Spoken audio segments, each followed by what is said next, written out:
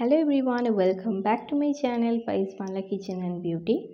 আদা রসুন ছাড়াই শুধুমাত্র পেঁয়াজ আর টমেটো দিয়ে এই পনিরের রেসিপিটা তোমাদের সঙ্গে শেয়ার করলাম।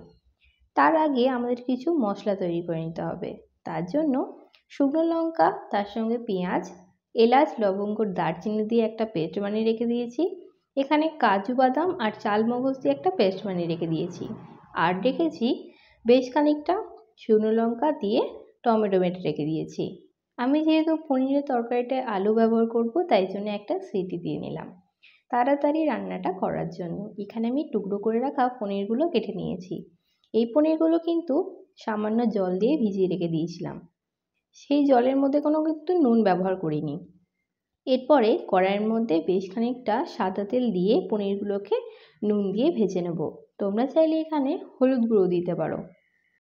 তেলটাকে মিডিয়াম হিটে ভালো করে গরম করে একে একে পনিরগুলোকে লাল করে ভেজে নেব। এই রেসিপিটা খুবই খেতে সুস্বাদু হয়, আর এই রেসিপিটা বানানোর জন্য খুব কম সময় লাগে।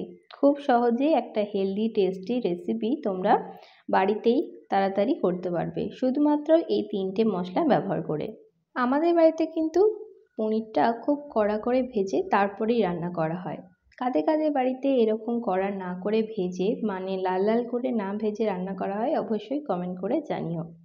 কথা বলতে বলতে দেখো পনিরটা আমাদের খুব সুন্দর করে ভাজা হয়ে গেছে। এরপরে আমরা বাসন্তী পোলাওটা কিভাবে রান্না করছি চলো দেখিয়ে নিই। সবার প্রথমে ভালো করে 3-4 বার বাসমতি চাল কিংবা তোমরা এরকম গোবিন্দভোগ চালটাকে ভালো করে ধুয়ে নেবে। আমি এখানে গোবিন্দভোগ চাল ব্যবহার করেছি। আলুটা যেহেতু সিটি মারা হয়ে গেছে, তাই জন্য একবার চেক করে দেখে নিচ্ছি যে আলুটা সেদ্ধ হয়েছে কিনা। এরপরে দেখো বাসন্তী পোলাওয়ের জন্য কিন্তু যে চালটা আছে সেটা জল ঝরার জন্য আমি রেখে দিলাম।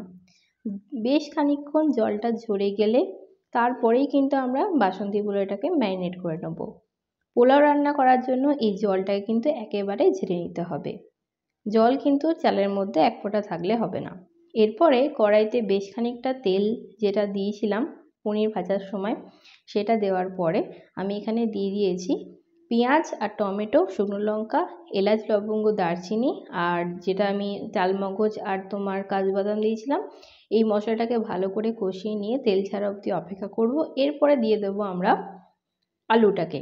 এখানে আমি সামান্য নুন দিয়ে কিন্তু আলুটাকে সেদ্ধ করে দিয়েছিলাম। আর পনিরটা ভাজার সময় যেহেতু আমি নুন দিয়েছি, তাই জন্য কিন্তু অবশ্যই নুনটাকে বুঝে দিতে হবে। আর এখানে দিয়ে দিয়েছি সামান্য পরিমাণে চিনি ব্যালেন্স করার জন্য। মশলাটা ফোটাবার আগে আমি এখানে পনিরটাকে অ্যাড করে 10 থেকে 5 মিনিট ভালো করে ফুটিয়ে নেব লো ফ্লেমে। নামাবার আগেই খুব সহজেই কিন্তু এই রান্নাটা হয়ে যায়। আর নামাবার আগে যেটা দিতে হবে সেটা হলো তোমার গরম মশলা আর ঘি। এরপরে বাসন্তী পোলাওটাকে আমি ম্যারিনেট করে নেব। তার জন্য আমি এখানে ঘি ব্যবহার করেছি 2 টেবিল চামচ, সামান্য হলুদ গুঁড়ো, স্বাদ মতো নুন আর চিনি ব্যবহার করেছি।